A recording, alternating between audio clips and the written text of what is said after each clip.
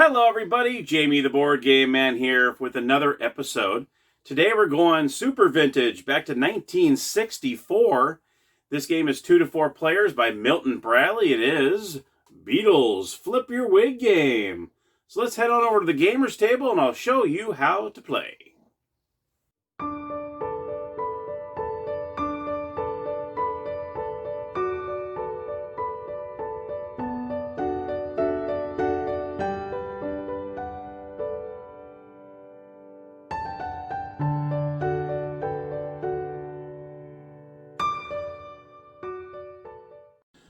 Okay, everybody, here we are with the Beatles Flip Your Wig Game. And here are all the components.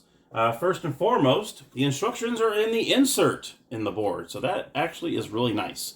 So you don't have to worry about those good old paper instructions being lost, especially since this was back in 1964. So when you have these ones that are, 50 plus years old, almost 60 years old, those instructions like to be lost. But when they're on the insert, it's so much better. So, and a great picture of the Beatles here. Really nice photo there. So there is your instructions.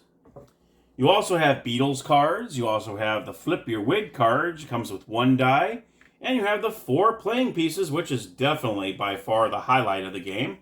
You got Paul, John, Ringo, and George. They did a really good job on those.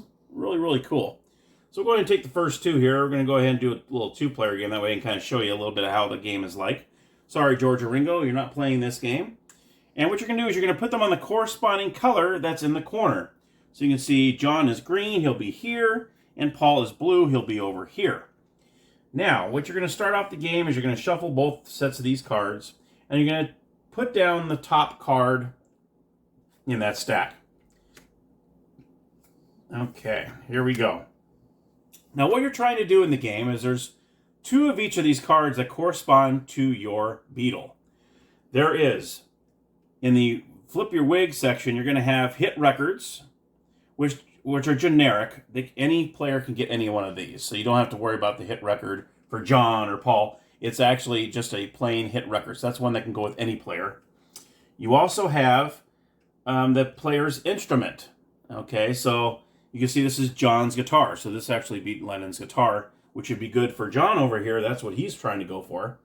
Then in the Beatles cards, you're going for their autograph and a picture of the Beatle. Okay? So you're trying to get all 4 of those cards in the game. First person to do that wins. Now let me go over the spaces that are on the board. Take any card. That means you can take 1 card from any top of the pile on the board, either red or yellow, as you wish. When you land on a Take a Wig card, you can either choose the one that's face up, or you take from the top of the deck. Same with the Beatles card. Take a Beatles card. Same thing. You take the one on the top, or you can take one that's already on the bottom. You also have the spot to have put back a Beatle card and put back a Wig card. So you might have to put those. Now the maximum amount of cards you can have in your hand are 6. That is the maximum. So, and once you discard those cards, you put them face up. You don't put them on the bottom of the deck like a lot of games. You discard, you put it on the bottom of the stack or a discard. This is technically the discard pile, but you can draw from the discard pile the top card. So when you discard, you put it on the top. All right? Now let me tell you some movements when you land on other players' spots. If you land on a opponent's corner space, so say for instance, John's coming up here and he lands right on Paul's space. Okay? He takes 1 card from that player. So John would actually come over here, he land on Paul, you take a card from Paul. That's how that works. If you stop in your own corner, say you're coming around the corner here and you actually stop on John, this is actually pretty interesting here. If you land on your own corner, he is allowed to take 1 card from each player in the game. So that's pretty interesting. So you'll take a card from every player, and of course if you end up maxing out over 6, you're going to say you end up getting 8 after doing that, you would discard 2 of them in the stacks wherever they go face up. And that's how that works. So also, if a player lands on the same spot as another player, say this player was here, say Paul was sitting on this, and John comes up and lands on the same spot as he does, what you do is you take a card from that player and you ignore what's on the space. So in this case, it says take a Wig card. You're not going to do that. Instead, you're going to take a card from Paul in this instance.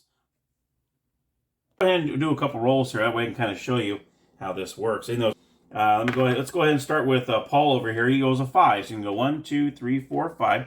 Now you are going to go clockwise because you're going to follow the arrows here. All right. This says roll again. So simply you just roll again. And he rolled a 2. Take a card from any player. Unfortunately, nobody has any cards yet. So that was just null and void there. Then you have John. He's going to roll a 4. 1, 2, 3, 4. Put back a beetle card. Well, we don't have any of those cards yet. So now John's going to roll a 4. Or Paul's going to roll a 4. I'm sorry. 1, 2, 3, 4. Take any card. Well, let's see. This will work out mighty fine because this is his Paul McCartney autograph card. So he definitely wants to add this to his stack. Now he's got one of the 4 cards he needs. So he's going to go ahead and put this in front of him face down. Because like I said, you could take opponent's cards. You don't want to say, have this showing. And then they know that you need that card. They're going to take that card from you. So you just kind of look at it, put it in front of you, not say a word. Okay, and that's how that works. This does not get automatically put back down again. So there's until someone discards. Okay, so if someone picks up a card that's face up, it stays that way until someone actually discards. Okay. Now we got John. John rolls a 1. Take a wig card. Well, guess what? John's guitar is sitting right here. So he definitely wants that. So he's going to go ahead and take that and place it right there. Okay, funny. So now we got Paul has 2. Put back a beetle card. Oh, that stinks. But he doesn't lose it entirely. What he does is he just puts it back in the game face up. So now you know John's going to go try to go for that card so Paul doesn't get it. John rolls a 1, roll again. John's going to roll again. He gets a 3. 1, 2, 3. Oh, he lands right on Paul. And so if Paul had any cards, John would take a card from Paul. But in this case, he does not. So now Paul's going to roll a 3. 1, 2, 3. Take a beetle card. Guess what? He's going to take that right back. And that's pretty much how it goes. Really easy game. I think it's pretty fun because cards be going back and forth. Like I said, the maximum you can have is 6 cards. So once it gets, you start adding these cards and stuff, you want to try to get rid of those. And you can see, I'll show you some of these. Like I said, the hit records are generic, so it doesn't matter who gets the hit records. Those are just the only ones that are generic. You also have Ringo's drums that are in there. And let me show you some of the other ones that are in here. Let's see. Actually, let me flip these over. You also have, I know you gotta have the other 2 in here. George's guitar. So you got George's guitar there. And you also have, we have Paul's guitar, John's guitar. So you got all their guitars in here. John's guitar, Paul's guitar, they all got guitars. And then the Beatles, you have the picture of George. And here's John. And let's see, then you got, like you said, Paul McCartney's autograph. You got Paul's picture. And then you have George Harrison's autograph. And you have Ringo, which you haven't seen yet. And let's see, where's Ringo's autograph? Let's see if I can find Ringo's. There's John Lennon's autograph right there. All right. And let's see, where is he? There it is, Ringo Starr. There we go. And there's Ringo's autograph. So it's really cool. It's really a fun little game. It seems like it anyway. I haven't played it.